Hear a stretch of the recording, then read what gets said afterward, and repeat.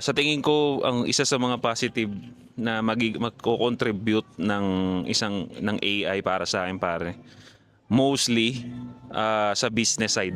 Pag gusto mong i-promote yung business mo, for example sa akin sa pabango, lalo na pag nag-uumpisa ka pa lang, wala ka pang puhunan, pero gusto mo siyang ma-market ng maganda, 'di ba?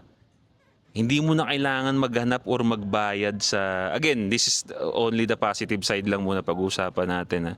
Hindi mo na kailangan maghanap or magbayad ng production editor para gawin yun para sa'yo, eh. Kasi tinry ko nga, pre.